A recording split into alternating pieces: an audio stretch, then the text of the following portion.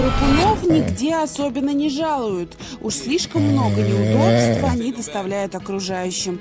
Храпят люди, храпят домашние питомцы, даже такие нежные и пушистые, как кошки. Причем храпят мурлыки зачастую по-взрослому, издавая поистине богатырские звуки. Пушистые питомцы, как и мы с вами, попадая в объятия Морфея, через некоторое время достигают фазы так называемого глубокого сна. Кошки и собаки начинают шевелить лапами, имитируя бег на месте. У них забавно дергаются лицевые мышцы и усы.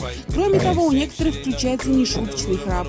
Тревожиться за питомцев не стоит. Эксперты подчеркивают, что самыми яркими храпунами, как правило, становятся животные, страдающие лишним весом. Следите за питанием своего любимца.